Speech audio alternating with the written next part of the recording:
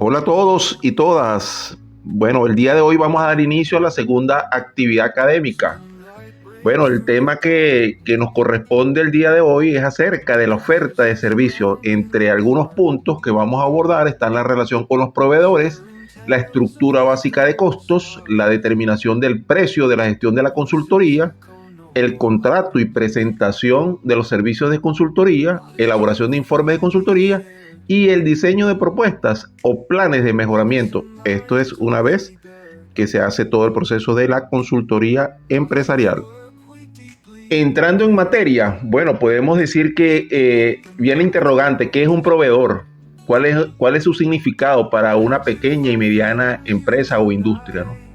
Entonces podemos afirmar que un proveedor es una persona física o jurídica que suministra productos, bienes, servicios, materias primas a otra empresa. En otras palabras, es quien abastece a una empresa de todo lo que necesita operar. Para una pequeña y mediana empresa o industria, los proveedores son socios comerciales estratégicos. Su elección y gestión adecuada puede marcar la diferencia entre el éxito y el fracaso del negocio. Es decir, los proveedores deben ser unos aliados completamente de cada uno de los productores, de los empresarios industriales, ¿no?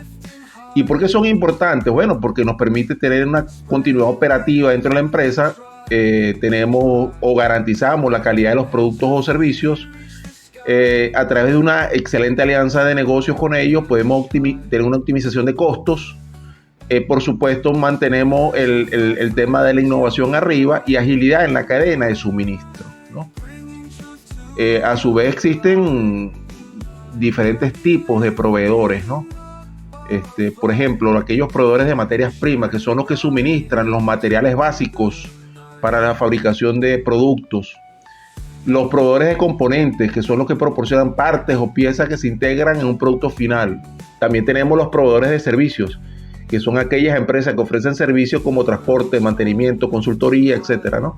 Y los proveedores de tecnología, que son los que suministran software, hardware, entre otros equipos tecnológicos. Al hacer referencia a la relación entre proveedores y las pymes, es fundamental para el éxito de ambas partes una relación sólida y colaborativa, ya que esto genera beneficios mutuos como una mayor eficiencia, una reducción de costos, mejora la calidad de los productos o servicios. Pero para ello la pyme debe garantizar los siguientes aspectos. Uno, que tiene que ver con el tema de la selección estratégica, ¿no? Que son los proveedores deben seleccionarse en función de su calidad, confiabilidad operacional y capacidad para cumplir con los requerimientos específicos de cada proyecto, ¿no? Una negociación de contratos, por supuesto que es crucial establecer acuerdos claros y beneficiosos para ambas partes, incluyendo términos de pago, plazos de entrega y penalidades por incumplimiento. Además, una gestión de la cadena de suministro, por supuesto que tiene que ser adecuada. Una gestión de los proveedores, ya que garantiza la disponibilidad de los recursos necesarios para la ejecución de los proyectos. Y el establecimiento de relaciones a largo plazo, porque nos permite construir relaciones sólidas basadas en la confianza y en la colaboración mutua. Fíjense ustedes que idealmente la relación entre los proveedores y las pequeñas y medianas industrias o empresas debe caracterizarse por la confianza y transparencia que debe existir entre las partes, ¿no? Esto es esencial. Ya que las partes para que se sientan seguras y comparten información y puedan trabajar de manera junta y coordinada, ¿no? La transparencia en las comunicaciones y las negociaciones fortalece esta relación. Por supuesto que debe existir una colaboración mutua. En lugar de ver a los proveedores como simples suministradores, las pequeñas y medianas industrias deben considerarlos como socios estratégicos. Esta colaboración permite identificar oportunidades de mejora conjunta y desarrollar soluciones innovadoras en función de la cadena de valor de ambos negocios, ¿no? Una comunicación, por supuesto, que tiene que ser efectiva y abierta, constante. Esto es clave para poder resolver los problemas, gestionar expectativas y mantener una relación fluida. Y por supuesto debe existir un compromiso a largo plazo en estas relaciones, ¿no? Ya que se puede construir digamos, una relación de mayor confianza y lealtad, ¿no? Además facilita la planificación y todo el tema de la adaptación a los cambios del mercado, ¿no? De igual manera, hay que tocar el tema de la flexibilidad, la capacidad de adaptarse a las necesidades cambiantes de ambas partes, por supuesto que es fundamental, ¿no? Y por último, el tema de la equidad, que la relación debe ser justa y equitativa para ambas partes. Ninguna de las partes debe abrogarse el derecho de que todo para mí y lo menos es para ti, ¿no? Esto implica negociar condiciones comerciales justas y cumplir con los acuerdos formalmente establecidos. En cuanto a la gestión de las relaciones con los proveedores, o SRM, ¿no? Bueno, es un enfoque sistemático para evaluar a los proveedores que suministran bienes, materiales y servicios a una organización, determinando la contribución de cada proveedor al éxito y desarrollando estrategias para mejorar su desempeño. Bueno, esto es una disciplina, porque esto ayuda a determinar el valor que proporciona cada proveedor y cuáles son los más críticos para la continuidad del rendimiento del negocio. También permite a los tomadores de decisión, a los gerentes, ¿no? Cultivar mejores relaciones con los proveedores en función de la importancia de cada proveedor. Esto es crucial porque la gestión de relaciones con los proveedores es utilizada por profesionales de la cadena de suministro que tratan regularmente con proveedores en áreas como adquisiciones, gestión de proyectos y operaciones. Por ejemplo, en una planta de producción de alimentos, esto es clave, que el gerente de producción o el gerente de logística o en su defecto el gerente de finanzas o el gerente de procura, por no decir el gerente general de esa industria, tiene que tener una excelente relación con todos los proveedores relacionados a esa cadena de suministro, ¿no? Aunque las pequeñas y medianas industrias tienen diferentes categorías de proveedores críticos y cada organización tiene su propia combinación única, el objetivo fundamental de esto sigue siendo el mismo, es agilizar y mejorar los procesos que tienen lugar entre la organización como comprador de productos y servicios y las empresas que los suministran. Por ejemplo, en el caso de Venezuela, fíjense ustedes, la gestión de las relaciones con los proveedores se ha vuelto cada vez más importante e inclusive hasta tediosa, fíjense, a medida que las redes de compradores y proveedores se vuelven más globales e interdependientes y las empresas dependen más de proveedores estratégicos por un asunto de poder evadir las sanciones económicas y las medidas coercitivas unilaterales por parte de Estados Unidos y la Unión Europea, ¿no? Algunos proveedores son más críticos para la continuidad del negocio, la excelencia operativa, todo el tema de la escalabilidad y en última instancia la rentabilidad. Por ejemplo, el proveedor de artículos de papelería de un fabricante de teléfonos tiene poca influencia en la rentabilidad de ese negocio. Claro, porque es que una cosa no está ligada efectivamente al proceso medular de la empresa, ¿no? Sin embargo, su principal proveedor de productos electrónicos tiene un mayor impacto, ¿no? Lo que lo convierte en un socio estratégico clave. Cualquier riesgo para las operaciones del fabricante de productos electrónicos es un riesgo importante para la empresa de teléfonos inteligentes, por ejemplo. Vamos a hablar ahora acerca de lo que es la estructura básica de costos de cualquier pequeña y mediana industria, ¿no? La estructura de costos es un documento donde se organizan los gastos de una compañía, ¿no? Esta estructura incluye todos los costos en lo que incurre una empresa para funcionar, por ejemplo, sueldos y salarios, alquileres de oficina o alquileres de equipos, materias primas, servicios, pagos de tributos, entre otros, ¿no? Existen dos formas en las que una organización toma sus decisiones. Por ejemplo, por costo o por valor. Las empresas que se ven impulsadas por los costos tienen como objetivo gastar menos para ofrecer una alternativa más accesible a la audiencia, ¿no? Pero por otro lado, las empresas orientadas al valor son aquellas enfocadas en la calidad, aunque esto implique ofrecer bienes y servicios más caros, pero percibidos más valiosos, ¿no? Optar por cualquiera de estos dos modelos es lo que orientará la estructura de costo de cualquier empresa. Esta elección debe definirse al momento de definir el modelo de negocios. Entonces, hay que estar bien claro, al momento de elaborar una estructura de costo, uno tiene que estar tomar la decisión si es por costo o es por valor, ¿no? Por ejemplo, hay algunas variables a considerar, que son los costos directos, los costos indirectos y los márgenes de beneficio. Cuando hablamos de costos directos, tenemos que incluir todo lo que son sueldos y salarios, gastos de viajes, entendiéndose gastos de viaje como alojamiento, alimentos y bebidas, traslados, etcétera, ¿no? Materiales y equipos específicos para cada plan o proyecto, ¿no? Todo lo que tiene que ver con los costos indirectos son aquellos que abarcan los gastos generales de la empresa, como alquileres, servicios públicos, marketing, publicidad, administración, etcétera, ¿no? Y los márgenes de beneficios se establecen para cubrir los riesgos y garantizar el tema de la rentabilidad del negocio, ¿no? Por supuesto que los elementos principales que conforman una estructura de costo, tenemos que hablar ya digamos a nivel de detalle, ¿no? Que son los costos fijos, que son aquellos que permanecen constantes independientemente del volumen de la producción o ventas.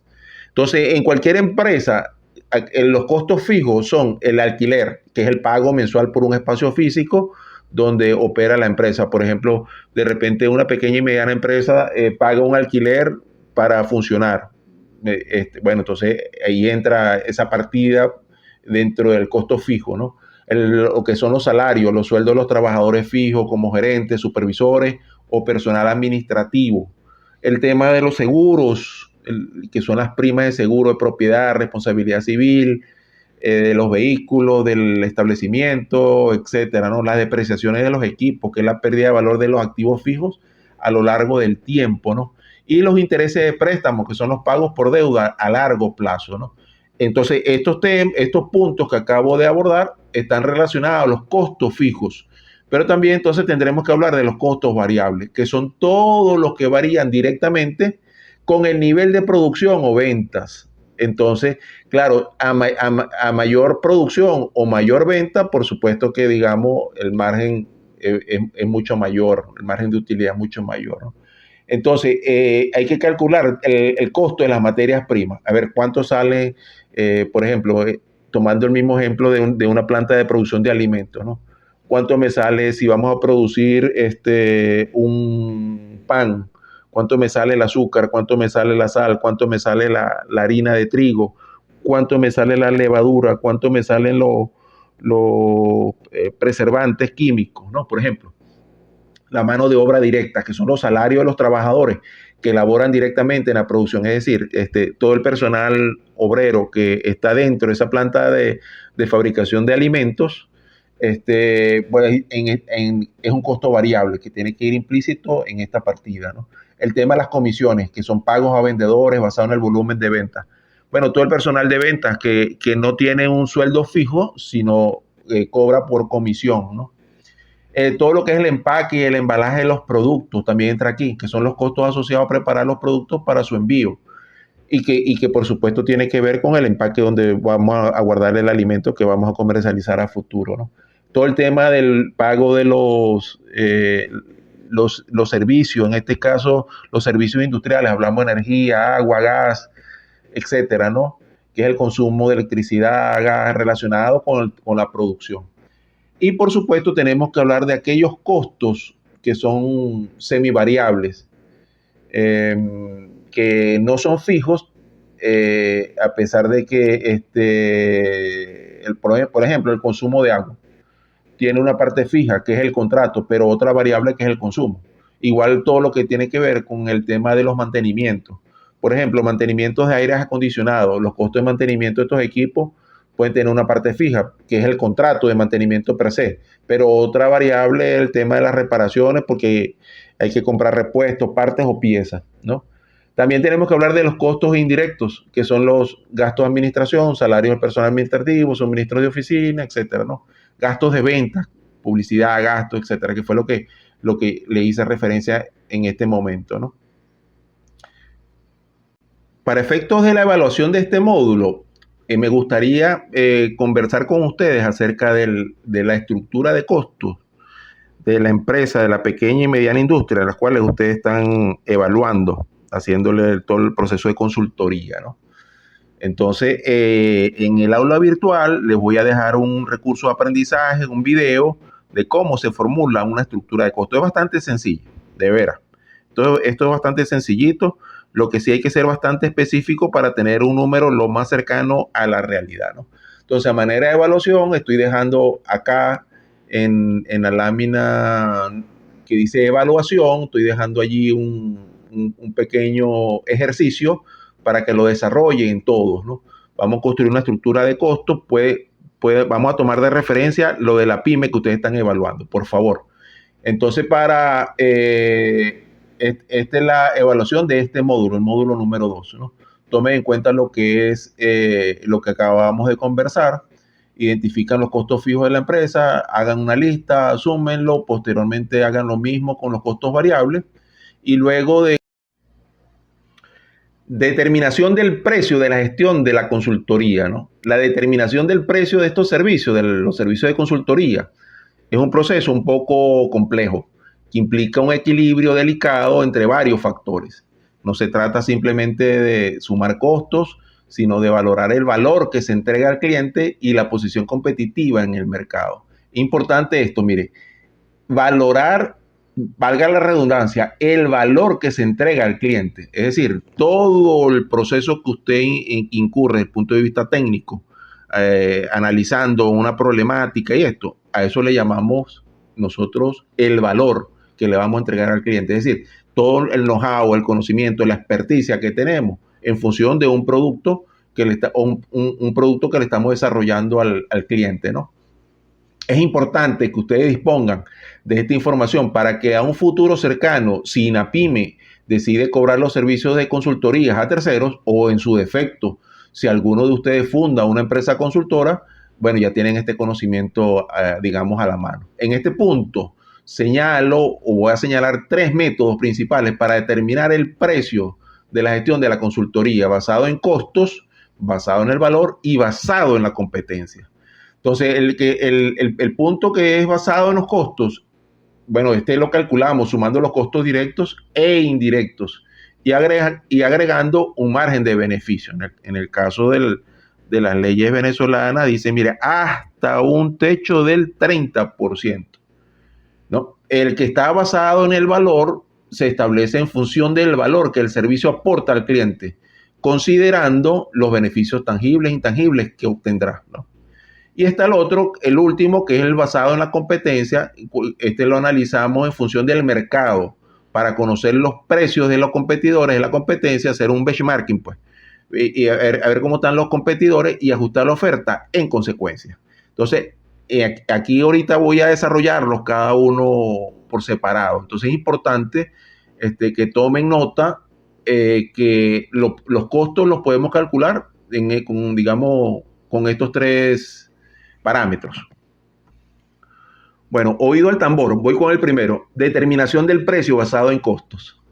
Este método calcula el precio sumando los costos asociados al proyecto, tanto directos, que salarios materiales, como indirectos, gastos generales, marketing, publicidad, y añadiendo un margen de beneficio. Bueno, ¿qué ventaja podemos tener de esto? Facilidad de cálculo, garantiza la recuperación de los costos, proporciona una base sólida para la negociación, ¿no? Pero también tiene algunas desventajas que pueden ser que podemos haber subestimado el valor real del servicio o que no se haya considerado el valor percibido por el cliente. Puede llevar a una pérdida de competitividad si los precios son demasiado altos. Es decir, si nos lanzamos por el basado en costo, es posible que nos vayamos por arriba de lo que es el mercado. Entonces hay que estar pendiente con esto, ¿no? Tenemos el otro que voy con el segundo, que es determinación del precio basado en el valor. Este método se centra en el valor que el servicio aporta al cliente, considerando tanto los beneficios tangibles como el aumento de ingresos, reducción de costos, como los intangibles, que es la mejora de la imagen, aumento de la eficiencia, etcétera, ¿no? Entre las ventajas que nos aporta permite cobrar precios más altos por servicios de alto valor. Es decir, usted le está dando a su propuesta de valor, usted le está dando un valor al cual usted considera que ese es el valor real que tiene, sin importar lo que diga el mercado, por supuesto, ¿no? O sin importar, digamos, usted nada más se quiere ajustar a tener una ganancia del 30%, ¿no? Además, alinea los intereses del consultor con los del cliente y refuerza la percepción del valor del servicio, ¿no? Bueno, por supuesto que también tiene algunas desventajas, que puede ser difícil cuantificar los beneficios intangibles, puede llevar a precios subjetivos o requiere una evaluación detallada de los beneficios para el cliente, ¿no? Hay algunos factores a considerar al determinar este valor, que son los resultados a esperar. ¿Qué esperamos? ¿Qué problemas resolverá el proyecto? ¿Qué beneficios traerá al cliente, ¿no? Una urgencia del proyecto. ¿Cuál es la necesidad real del cliente? ¿Cuánto está dispuesto a pagar para resolver el problema rápidamente, ¿no? Y por último, el método de determinación del precio basado en la competencia. Este método analiza los precios de los competidores para establecer un precio competitivo y atractivo para los clientes. Bueno, fíjense ustedes, entre las ventajas, ayuda a evitar los precios demasiado altos, demasiado bajos, permite posicionarse de manera efectiva en el mercado, facilita la comparación con la competencia, ¿no? Y por supuesto que tiene algunas desventajas, que puede llevar a una guerra de precios. También puede ser que no haya considerado el valor único del servicio o que puede desviar la atención de los factores diferenciadores. Aquí es importante que ustedes analicen esto porque la propuesta de ustedes tiene que tener un elemento diferenciador a razón de que sea creíble por ese cliente, pero además sea atractiva para ese cliente, ¿no? Hay algunos factores a considerar al analizar la competencia, que es el rango de precios. Tenemos que preguntarnos cuál es el precio promedio de los servicios similares en el mercado, o bien sea, pudiese ser desde el punto de vista del posicionamiento. Tendríamos una interrogante: ¿cómo se posicionan los competidores en el mercado? ¿Son líderes de bajo costo o de alta calidad? Entonces, fíjense ustedes, en la práctica es común combinar los tres métodos para determinar el precio final. Por ejemplo, se puede utilizar el método basado en costos como punto de partida, ajustar el precio en función del valor percibido por el cliente y compararlo con los precios de la competencia. Ya para cerrar este punto, les comento que la determinación del precio de la gestión de consultoría es un proceso estratégico que requiere una cuidadosa consideración de diversos factores. Al combinar los métodos basados en costos, en el valor y en la competencia, los consultores pueden establecer precios justos y competitivos que maximicen la rentabilidad y satisfagan las necesidades de los clientes. Ustedes pueden jugar con estos tres. Generalmente nosotros en nuestra empresa jugamos con los tres y en función de eso lanzamos un costo estimado. En este punto abordamos lo que es el contrato y la presentación de los servicios de consultoría, ¿no? Entonces, el contrato de servicios de consultoría es un documento legal de suma importancia que establece los términos de referencia y condiciones bajo los cuales se prestarán los servicios. Un contrato bien elaborado protege los intereses de ambas partes y garantiza el éxito del proyecto. Bueno, a continuación voy a detallar algunos aspectos de interés. Por ejemplo, el alcance del proyecto. El alcance del proyecto está conformado definiendo un objetivo claro y específico en el cual debe definirse con precisión qué es lo que se busca lograr con el proyecto, ¿no? Las actividades detalladas, se deben enumerar todas las tareas que se llevarán a cabo para alcanzar su objetivo. Lo que son los entregables concretos, se deben especificar los productos finales que se entregarán al cliente, informe, planes, programas, etcétera, ¿no? Un cronograma detallado, se debe establecer un calendario con fecha de inicio y finalización de cada actividad. Aquí es importante definir quiénes son los responsables, qué tiempo, el tiempo de ejecución de cada fase. Entonces es importantísimo colocar, esto es un diagrama de Gantt, pues, que se coloca allí, ¿no? Por supuesto, hay que hablar de los indicadores de desempeño. Se deben definir los indicadores que permitirán medir el éxito del proyecto. Entonces, a esta propuesta de contrato hay que colocar inclusive los indicadores de desempeño. Aquí redacté un ejemplo que el objetivo del proyecto es desarrollar un plan estratégico de marketing digital para aumentar las ventas un 20% en los próximos 12 meses. Las actividades incluyen un análisis de la competencia, la creación de una estrategia de contenido, la implementación de campañas publicitarias en redes sociales y la optimización de la página web. Y los entregables serán un informe de análisis, plan de marketing detallado y un informe mensual de resultados. Entonces, en este ejemplo, recoge los puntos anteriormente abordados, ¿no? Como segundo punto de lo que es el contrato, debe tener unas condiciones de pago. ¿Cómo es la forma de pago? Se puede establecer el pago por adelantado, por etapa o al finalizar el proyecto. ¿Cuáles son los plazos de los pagos? Se deben definir muy bien para realizar cada pago. ¿En qué moneda se va a hacer? Se debe especificar la moneda que se realizarán los pagos. En el caso de Venezuela se estila ahora con el tema de la multimoneda, que uno dice, bueno, mira, yo necesito euros, o también acepto dólares, o también acepto bolívares, ¿no? Y todo indudablemente que tiene que estar relacionado con el tema del Banco Central de Venezuela. Y está, por supuesto, todo el tema de los impuestos, que se deben indicar los impuestos aplicables y quién será responsable de su pago, ¿no? Eso hay que calcularlo. Cuando usted hace un contrato de consultoría, bueno, no solamente uno dice o uno calcula, uno dice, mira, voy a cobrar por hacer esto, voy a cobrar tanto, ¿no? Sino que usted tiene que calcular todos los impuestos, empezando por los impuestos, los tributos que se le pagan por concepto de IVA, por concepto de impuestos municipales, etcétera, ¿no? Todo lo que son las penalizaciones por retraso, se pueden establecer penalizaciones en cada caso de que alguna de las partes no cumpla con los plazos de pago.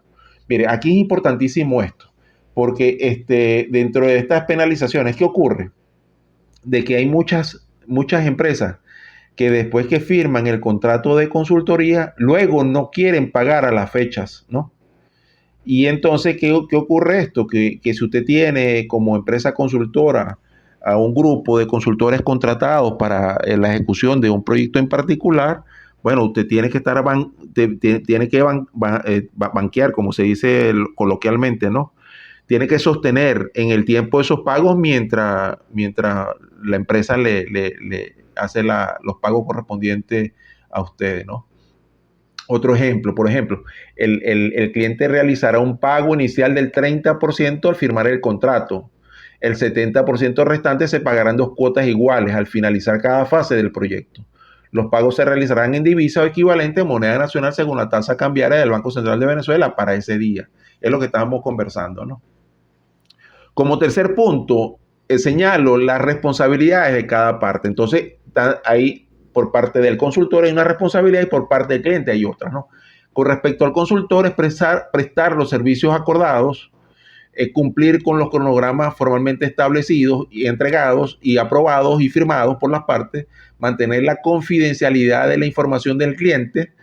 Bueno, eso tiene que ir una cláusula dentro del contrato inclusive, ¿no? Informar al cliente sobre el progreso del proyecto. Aquí hay que, por ejemplo, se estila que semanalmente uno informa al cliente en los avances del proyecto a razón de que estén ambos en conocimiento de cómo está el avance del proyecto, ¿no? Y la responsabilidad del cliente es proporcionar la información necesaria al consultor. Esto es importantísimo porque ¿qué ocurre? Que a veces el cliente no dice que no tiene tiempo para atender al consultor, bueno, se mete en la operación de la pequeña y mediana industria y se olvida que está un consultor allí, pero si no se le está dando la información precisa, de manera oportuna, de manera continua, por supuesto que pudiesen haber retrasos a futuro en la entrega de algunos productos, ¿no?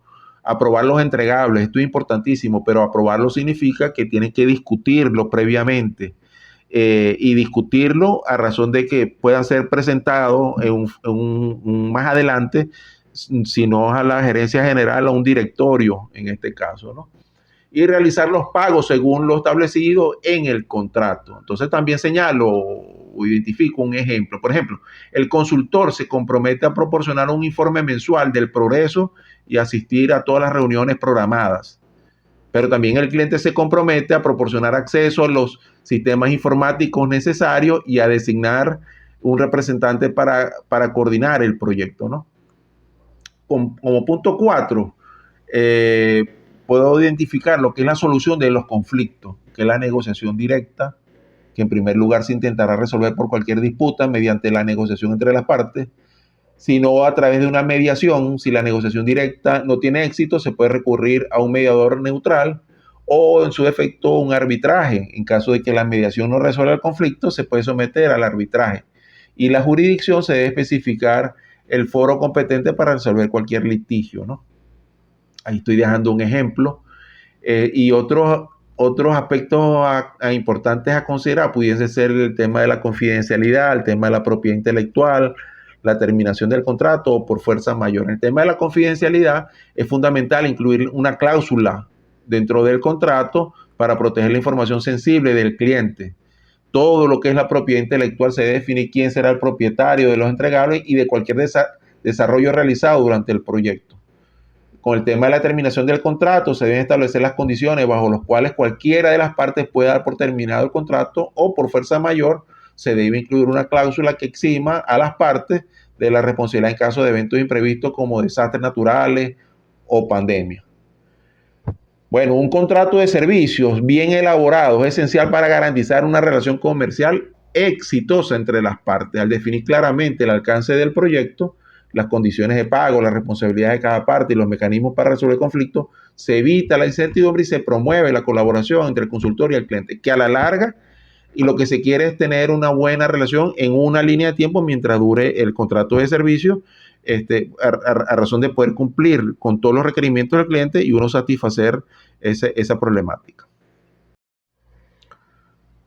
Bueno, para efectos del trabajo final del diplomado, este punto es importantísimo que ustedes lo revisen con detenimiento, busquen la bibliografía recomendada.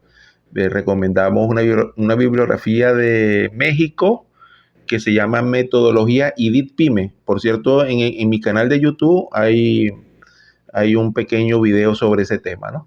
Entonces, aquí es importante la elaboración de los informes de consultoría, que tiene que ver que es una etapa crucial en cualquier proyecto. Un informe bien estructurado y claro no solo comunica los resultados del análisis, sino que también guía al cliente en la toma de decisiones. Entonces, a continuación voy a detallar en algunos aspectos, ¿no? Por ejemplo, una estructura clara y lógica. Tiene que tener una portada, un resumen ejecutivo, una introducción, lo que es una metodología, resultados, análisis, recomendaciones, conclusiones y anexos, ¿no? Entonces, una portada debe incluir un título del proyecto bastante llamativo, el nombre del cliente, el nombre del consultor o de los consultores y la fecha de entrega, ¿no? Un resumen ejecutivo, una síntesis concisa de las principales hallazgos, recomendaciones y conclusiones. No más de 20 líneas, ¿no? Pudiese ser ese resumen ejecutivo, ¿no? Una introducción bien completa, donde presente el contexto del proyecto, los objetivos y el alcance del estudio, ¿no? Definir la metodología, describir los métodos y las técnicas utilizadas para recopilar y analizar la información, ¿no? Si aplicaron un levantamiento de información, una encuesta, unas entrevistas estructuradas, o aplicaron el método Delphi, etcétera, ¿no? Los resultados. Deben presentar los hallazgos de forma clara y concisa, utilizando gráficos, tablas y otros elementos visuales si es necesario. Esto es importantísimo, que no quede duda. ¿Por qué? Bueno, porque ustedes utilizaron ese proyecto, seguramente indicadores de gestión, y a través de esos indicadores ustedes están mostrando los resultados, ¿no? El análisis interpreta los resultados y los relaciona con los objetivos del proyecto, ¿no? Primeramente ustedes, cuando están definiendo el alcance del proyecto, ustedes definen unos objetivos generales, unos objetivos específicos, y por supuesto, esos objetivos generales y objetivos específicos tienen que hacer match con el análisis a la hora que ustedes están escribiendo el informe de la consultoría, ¿no? Al final deben dar unas recomendaciones. Estas recomendaciones presentan las soluciones propuestas priorizando aquellas con mayor impacto, ¿no?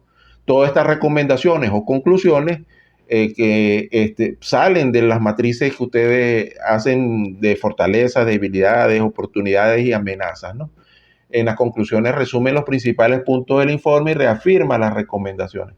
Y en los anexos, por supuesto, que incluyen toda la información complementaria como datos sin procesar, cuestionarios, etcétera, que es el soporte realmente del informe, ¿no? De todo el proceso de consultoría que hicieron, ¿no? Segundo punto, abordamos lo que son los resultados obtenidos. Estos resultados tienen una relevancia y esa relevancia hay que enfocarla en los hallazgos más importantes y relevantes para el objetivo del proyecto. Esa es una evidencia. Siempre hay que hablar de manera objetiva porque están aplicando el método científico y esta evidencia sustenta los resultados con datos, cifras y ejemplos concretos. No hay que ser subjetivo. Mire, que yo creo, que yo pensé, que bueno, yo me imaginé que esto, no, hay que indudablemente hay que trabajar todo con evidencia. Y una visualización utilizando los gráficos, las tablas, los diagramas, para presentar los resultados de forma más atractiva y comprensible, ¿no? Por ejemplo, el análisis de los datos de venta revela una disminución del 15% en las ventas del producto X en los últimos 3 meses. Esta disminución se correlaciona con un aumento en la competencia y una disminución de la inversión en publicidad. Es un ejemplo más o menos para reflejar unos resultados obtenidos. En el tercer punto son las recomendaciones. Entonces ahí hay que tocar algunos aspectos como la viabilidad, que son las recomendaciones que deben ser realistas y factibles de implementar. No nada jalado de los pelos ni nada por el estilo, ¿no? Hay que utilizar el tema de la especificidad, que son las recomendaciones que deben ser bastante claras y concisas, evitando todo el tema de las generalizaciones. El asunto de la priorización, hay que darle una priorización a las recomendaciones en función de su impacto potencial y de los recursos disponibles en la pequeña y mediana industria. Y por supuesto hay que recomendar cuál es el plan de acción a seguir, si es posible. Incluye un plan de acción con plazo y responsable para cada recomendación. Esto es fundamental porque con esto marcamos en un horizonte de tiempo cómo el trabajo de la consultoría que se hizo, cómo se va a corregir desde el punto de vista positivo con la definición de un plan de acción. Este plan de acción, ¿qué es lo más recomendable? Que ustedes lo discutan con cada uno de los responsables directos de los que participaron en el proceso de consultoría y por supuesto con el gerente general de esa pyme, ¿no? A manera de ejemplo, se recomienda aumentar el presupuesto de publicidad en un 10% para un producto X y lanzar una nueva campaña de marketing digital enfocada en las redes sociales. Se estima que estas acciones pudiesen generar un aumento del 10% en las ventas en los próximos 6 meses. Es un ejemplo en función del punto anteriormente señalado, ¿no? Y podemos tocar el tema de del impacto. Este aquí es importantísimo, el impacto esperado, que es la cuantificación, que en la medida de lo posible hay que cuantificar el impacto de las recomendaciones en términos financieros o de otro tipo. Es decir, a cada una de esas recomendaciones hay que ponerle un número asociado y al final hacer una suma y decir, mira, para implementar estas 4, 5, 6 recomendaciones que yo doy, tú debes tener tu pyme, tu pequeña y mediana industria, tú debes tener un presupuesto asociado para poder resolver toda esta problemática, ¿no? Unos beneficios, destaca los beneficios que el cliente obtendrá al implementar las recomendaciones y los riesgos, identifica los posibles riesgos asociados a cada recomendación y propone unas medidas para mitigarlos, ¿no? Por ejemplo, al implementar las recomendaciones propuestas, se espera aumentar las ventas de un producto X en un 10% en los próximos 6 meses, lo que se traducirá en un incremento de los ingresos de $500,000, euros, qué sé yo, ¿no? Y otros aspectos a considerar está el tema de la adaptación al público, la personalización y la calidad. En la adaptación al público es el lenguaje, el nivel de detalle del informe. Debe adaptarse al nivel de conocimiento del cliente. Tratar de que el informe debe estar bastante personalizado para cada cliente, evitando plantillas genéricas, ¿no? Y un informe de calidad debe ser bastante preciso, completo y libre de errores. Esto es clave. Esto es clave. Es decir, si dentro del equipo de consultoría no hay un experto para revisar el asunto de la ortografía y la redacción y esto, hay que buscarlo para que haga las revisiones antes de entregarlo y discutirlo con el cliente. En resumen, un informe de consultoría bien elaborado es una herramienta poderosa para comunicar los resultados de un proyecto y poder guiar al cliente hacia el éxito, ¿no? Al seguir una estructura clara, presentar los resultados de forma concisa y ofrecer las recomendaciones viables y concisas, los consultores pueden generar un mayor impacto a sus clientes.